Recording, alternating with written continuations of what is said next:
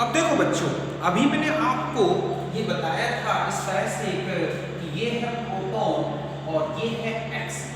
Okay, यहां से removal हो रहा है, तो ये और ये था R1 और ये क्या है R2। ओके, मैंने अभी आपको इस तरह से बताया। अब यहां देखो कि R1 और R2 किस तरह से इन मैकेनिज्म को डिटरमाइन करते हैं। फर्स्ट ये है कि R1 greater than R2 means ये जो लिविंग ग्रुप है इसका रिमूवल फास्ट हो देन प्रोटॉन के रिमूवल से, मींस पहले ये रिमूव हो फिर ये रिमूव हो। तो ऐसी रिएक्शंस को हम क्या बोलेंगे, इवन यूनिमॉलिक्यूलर रिएक्शंस। मींस इसमें क्या होगा, कार्ब कैटायन का फॉर्मेशन चलेगा बच्चों। जैसे ही X पहले रिमूव होगा आप देखोगे कार्ब कैटायंस का फॉर्मेशन होगा, और कार्ब कैटायन का फॉर्मेशन ही यहाँ पर क्या होगा, RDS। सबसे हाईएस्ट एनर्जी वाली जो ट्रांजिशन स्टेट होगी वो होगी RDS। ओके, तो इस तरह से यहाँ पर, और इसके लिए आप देखोगे कि पुअर बेस, मतलब बेस इतना स्ट्रॉन्ग नहीं होना चाहिए कि वो प्रोटॉन को पहले रिमूव कर दे, और ना ही प्रोटॉन इतना ज्यादा एसिडिक हो कि वो X से पहले रिमूव हो जाए। तो poor base, poor acidic hydrogen और एक गुड लिविंग ग्रुप, ये डिसाइड करते हैं इवन। समझ गए बच्चों कि दुर्बल क्षार, दुर्बल अम्लीय हाइड्रोजन और अच्छा निष्कासित समूह Lg ग्रुप जो है वो डिटरमाइन करेगा इवन का रेट। मींस यहां से X पहले निकले फिर H निकले तो इवन। ये H जितना कम एसिडिक और बेस जितना वीक होगा इवन उतना ही फास्ट चलेगा। ध्यान रखें कि बेस वीक, प्रोटॉन जो है वो जितना भी प्रोटॉन वीक होगा एसिडिक उतना ही इवन का रेट होगा।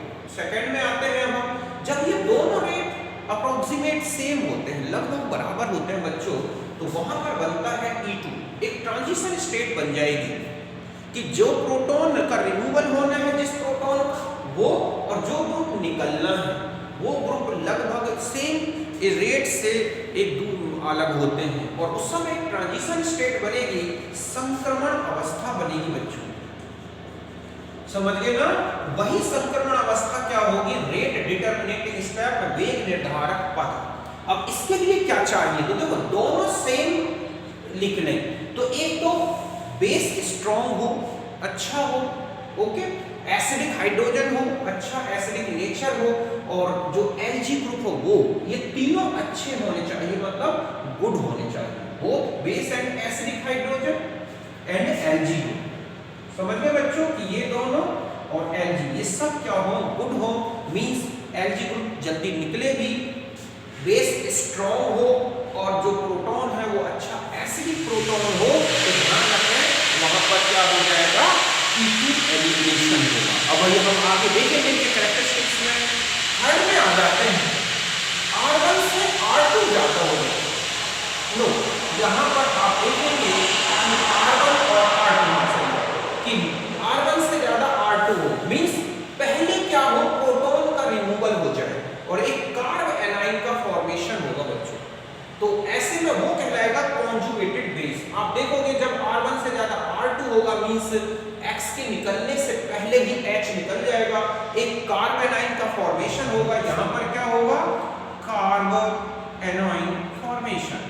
बट ये ध्यान रखें कि कार्ब एनाइन का फॉर्मेशन रेट डिटरमिनेटिंग स्टेप नहीं होता, बल्कि X का रिमूवल जो होगा उसकी जो ट्रांजिशन स्टेट बनेगी वो RDS होगी। मतलब प्रोटॉन निकलने के बाद जो कॉन्जुगेटेड बेस बनेगा उसमें से जब X रिमूव होगा तब वो रेट डिटरमिनेटिंग स्टेप होगा, और वो कार्ब एनाइन सिंगल, केवल कार्ब एनाइन ही रेट डिटरमिनेशन में आता है बच्चों, इसीलिए इसे बोलते हैं यूनिमॉलिक्यूलर कॉन्जुगेटेड बेस एलिमिनेशन। इसके लिए बहुत ही बेटर बेस चाहिए, बहुत स्ट्रॉन्ग, और बेटर एसिडिक नेचर होना चाहिए। जो प्रोटॉन निकल रहा है बहुत ज्यादा एसिडिक हो, और बेटर बेस हो, और जो Lg ग्रुप हो वो वीक हो। और ध्यान रखें कि बल्कि अगर है बल्कि बेस तो भी यही इसी तरह का आप देखोगे एलिमिनेशन होगा। बल्कि बेस मतलब साइज में बड़ा बेस हो, जैसे टर्सरी ब्यूटाऑक्साइड है, इस तरह के बेस हो, और Lg ग्रुप वीक हो जैसे फ्लोराइड है या टर्सरी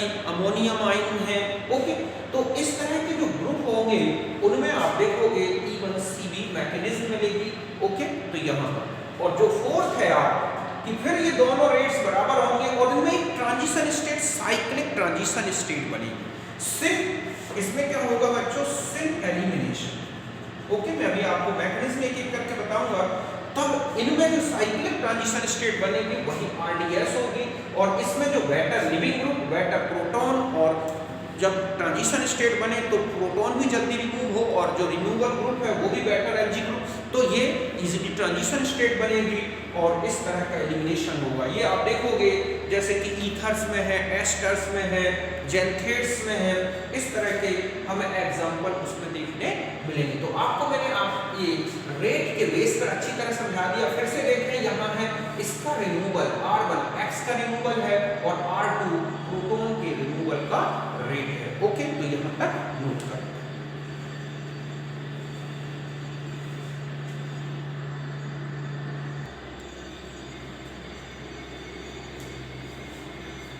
अब देखो बच्चों, अब हम आ जाते हैं फर्स्ट लेते हैं फर्स्ट रिएक्शन एलिमिनेशन, और वो है यूनिमॉलिक्यूलर एलिमिनेशन रिएक्शन, एक अणु विलोपन अभिक्रिया E1।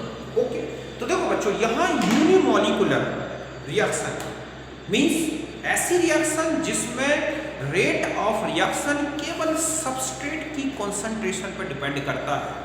मतलब जो स्लो स्टेप होगा उस स्टेप में केवल और केवल जो सबस्ट्रेट है मींस रिएक्टेंट है, केवल वही उसकी कंसंट्रेशन रेट ऑफ रिएक्शन को डिटरमाइन करती है।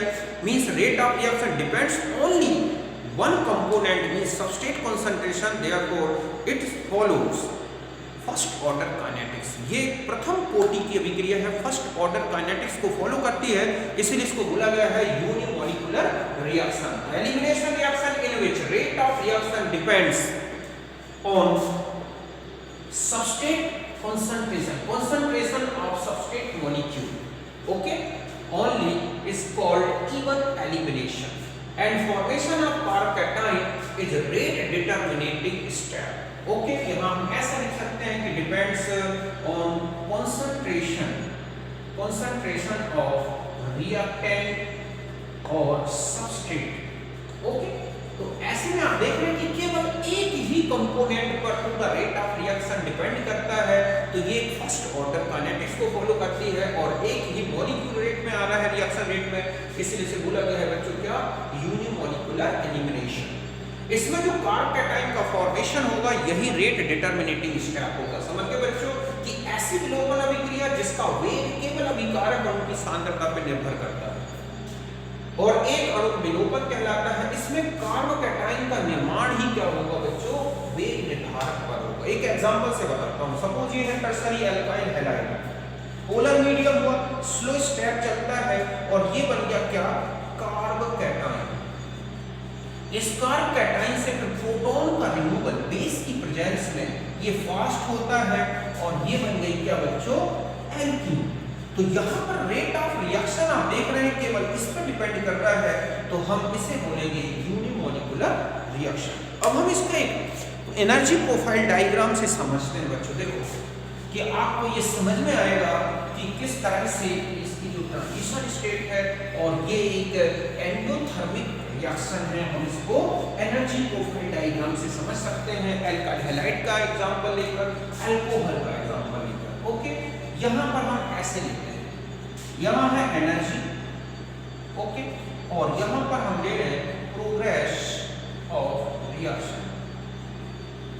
यहाँ हमारे पास था CH3 होल थ्राइस CX, ये है हमारे पास सबस्ट्रेट मॉलिक्यूल। ओके, यहाँ पर पोलर मीडियम आया, मींस आपने यहाँ पर KOH अल्कोहलिक लिया बच्चों, इनके बीच में इंटरैक्शन होगी और एक ट्रांजिशन स्टेट बनेगी। वहां पर क्या होगा, CH3 C-X, यहाँ partial positive charge, partial negative charge आएगा। और अब यहाँ पर आप देखेंगे कि यहाँ पर एक स्टेबल स्टेट बन जाएगी CH3 और यहाँ पर क्या आ गया, पॉजिटिव चार्ज और प्लस X रिमूव हो गया, ये बीच पर बन गया कार्बोकैटायन और यही क्या है हमारे इंटरमीडिएट। ओके, अब क्या होगा कि यहाँ पर आएगा बेस CH3, यहाँ पर हम CH3 और ये है CH2 SH और यहाँ बेस।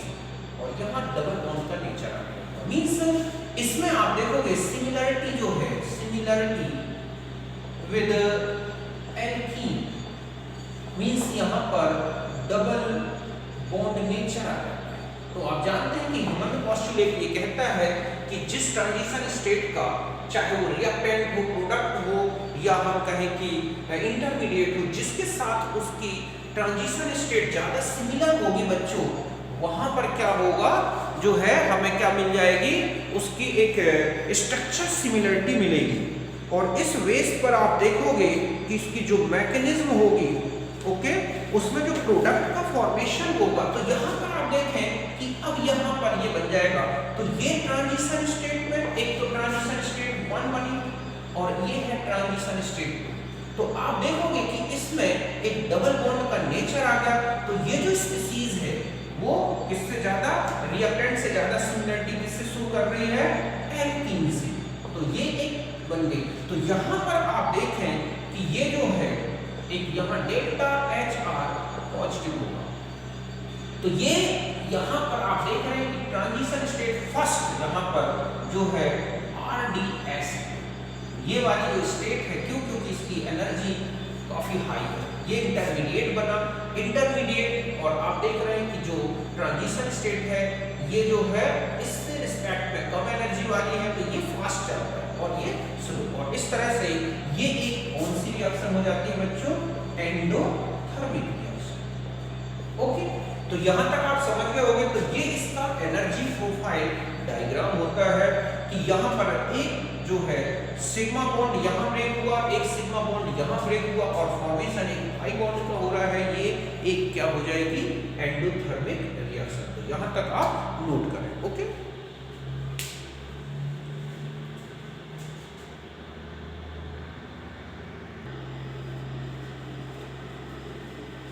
अब देखो बच्चों, एक और हम एलिमिनेशन देख सकते हैं, डिहाइड्रेशन ऑफ अल्कोहल।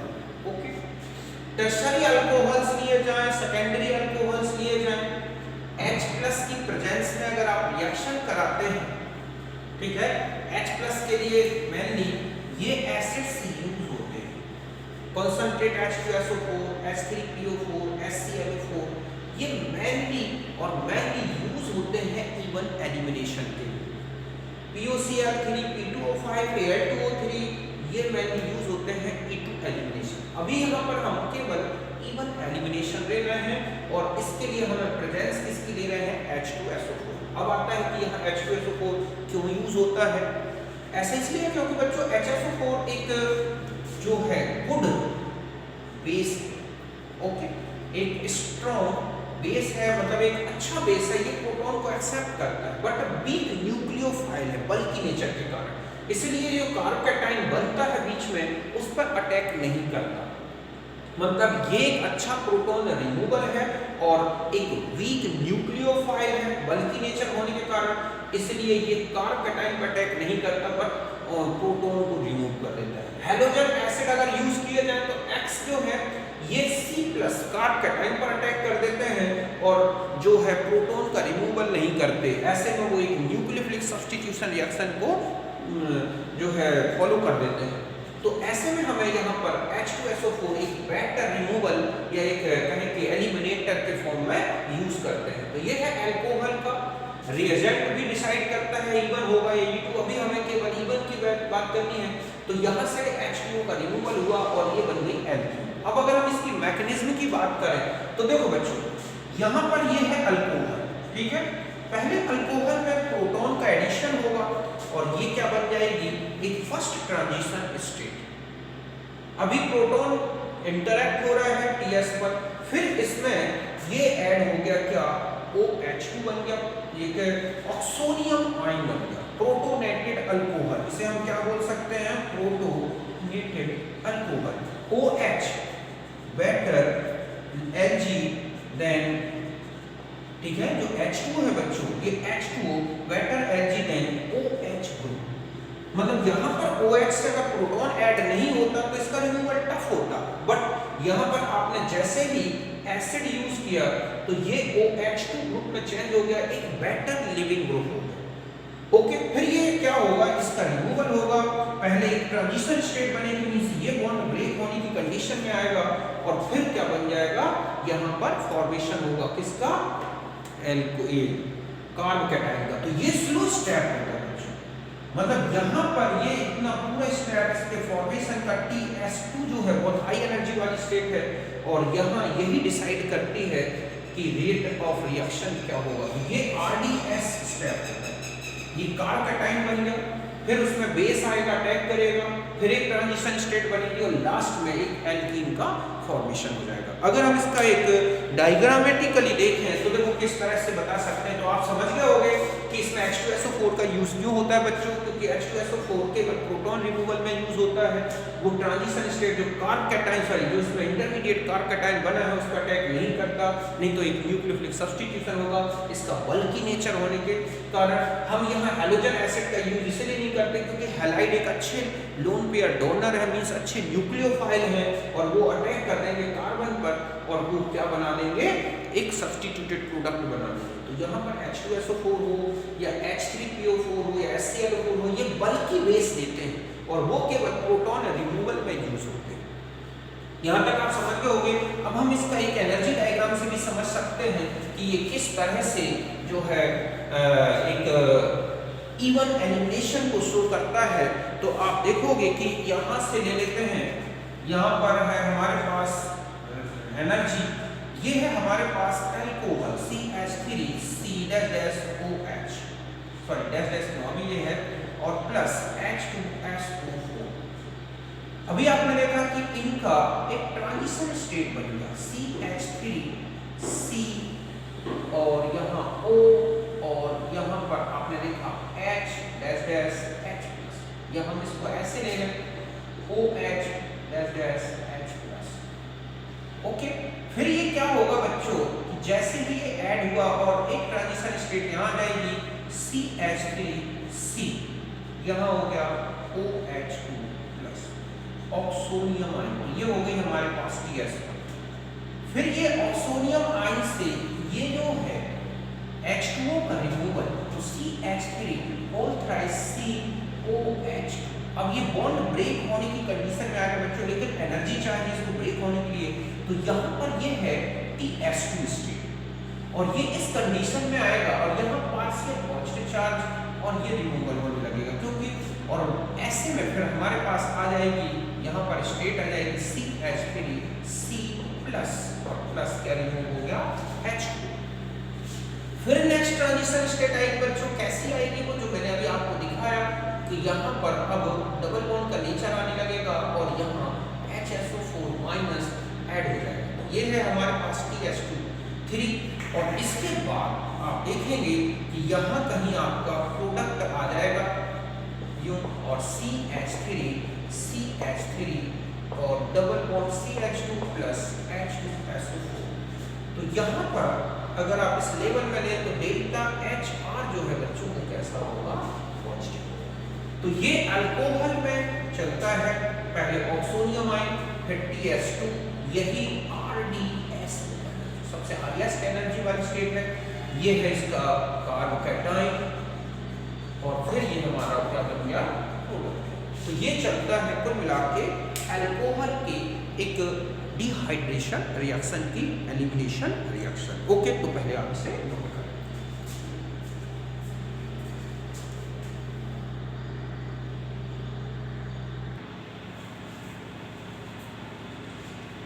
अब देखो बच्चों कुछ इंपॉर्टेंट एलिमिनेशंस बता दूं, फिर हम कैरेक्टरिस्टिक्स नेक्स्ट वीडियो में लेंगे। तो देखो यहाँ पर जैसे ये है एक अल्कोहल या एल्काइल हैलाइड है बच्चों, ओके, यहाँ पर ये एल्काइल हैलाइड है, KOH का यूज करें। हम जानते हैं कि ये किस पे चेंज हो जाएगा, एक टर्शियरी कार्ब कैटायन, ये क्या बन जाएगा, कार्ब कैटायन। फिर अल्कोहलिक OH आएगा। तो देखो अल्कोहलिक OH को एक प्रोटॉन यहाँ दिख रहा है, एक प्रोटॉन यहाँ दिख रहा है, एक प्रोटॉन, ये बीटा है, ये बीटा पोजीशन है, ये बीटा पोजीशन। तो देखो, तो यहाँ से अगर ये वाला बीटा और यहाँ से तो ये वाला प्रोडक्ट बन जाएगा, ये वाला बीटा निकल जाए तो ये प्रोडक्ट बन जाएगा। अगर आप इसमें देखें 3 और ये, तो इसमें 9 अल्फा CH बॉन्ड है, मींस हाइपर कॉन्जुगेटेड प्रोटॉन्स दो आप देख रहे हैं 9 है, और इसमें आप चले जाए तो 3 और यहाँ पर आपको 2 दिख रहे हैं, तो कुल मिला के 5 अल्फा CH बॉन्ड है बच्चों। तो आप जो जितने ज़्यादा अल्फा CH, मतलब आप जानते हैं कि जो स्टेबिलिटी ऑफ एल्कीन होती है, ठीक है, directly proportional to the resonance structure means number of CH, alpha CH bond. तो ये more stable than this. Okay, तो यहाँ तक आप समझ गए।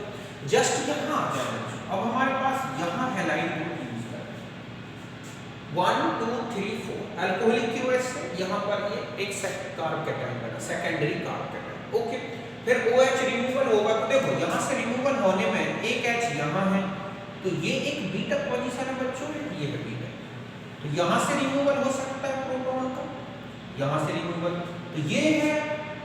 आप देख रहे हैं कि अगर हम इसमें देखें तो हमारे पास जो अल्फा हाइड्रोजन है only 2 alpha CH 1 and 2।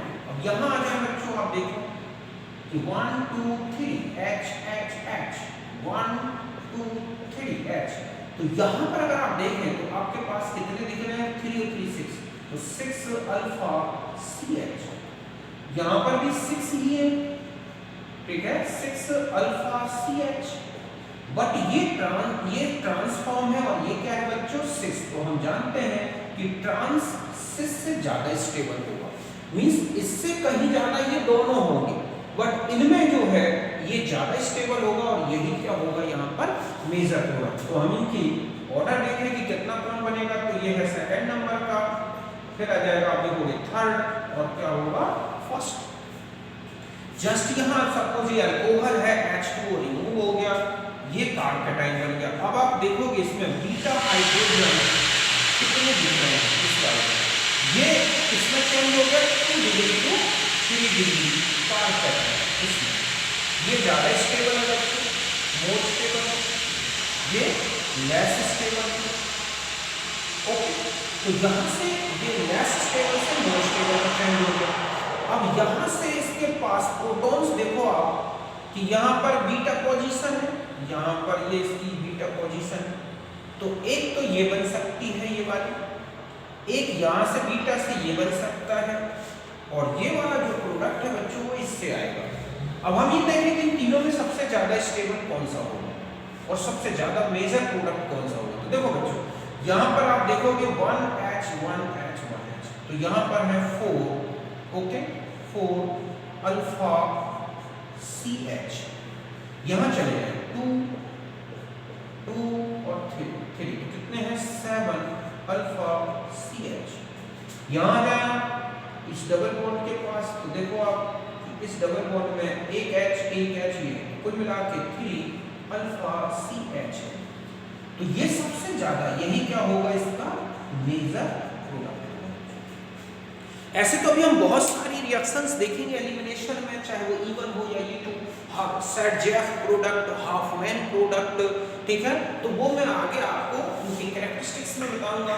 Molecular rearrangement के कारण कौन कौन सी एल्कीन पॉसिबल है हम वो देखेंगे। जस्ट ऐसे ही सपोज हमारे पास ये एक एल्कीन है, ओके, हम इसको H2SO4 के साथ ट्रीट करें बच्चों, तो यहाँ कॉन्सेंट्रेट में तो आप देखोगे कि एक कार्ब कैटायन का फॉर्मेशन हो जाएगा ऐसा, ओके, क्यों, क्योंकि ये प्रोटॉन इसमें ऐड होगा और ये सेकेंडरी कार्ब कैटायन में चेंज हो जाएगा, और फिर आप इसी H2SO4 की प्रेजेंस में ही रखोगे, तो अब एक आप देखोगे कि यहाँ पर एल्कीन आ गई, तो ये आपका इस फॉर्म में था, अब वो इस फॉर्म में चेंज हो गया, तो यहाँ पर ये जो था 1 एल्कीन की, और ये किसमें चेंज हो गया बच्चों, 2 एल्कीन। तो 1 एल्कीन को 2 एल्कीन में चेंज कर सकते हैं। तो अभी हम बहुत सारे एलिमिनेशन प्रोडक्ट देखेंगे, अल्कोहल में एलिमिनेशन, ईथर में एलिमिनेशन, अल्काइल हैलाइड में एलिमिनेशन, तो इवन एलिमिनेशन की सिर्फ आपको मैंने मैकेनिज्म बताई, फिर हम आगे आएंगे इसके कैरेक्टरिस्टिक्स के बारे में कंप्लीट लेंगे, सेट प्रोडक्ट कैरेक्टरिस्टिक्स, अल्फा जो है इसमें जो रीअरेंजमेंट है कार्ब कैटायन उनके प्रोडक्ट्स, और फिर अल्फा सेट और एलिमिनेशन प्रोडक्ट्स की क्या क्या कंडीशंस हैं हम इनके बारे में डिस्कस करेंगे। ओके, तो नेक्स्ट वीडियो में मिलते हैं, तब तक के लिए नमस्कार, बाय, थैंक यू।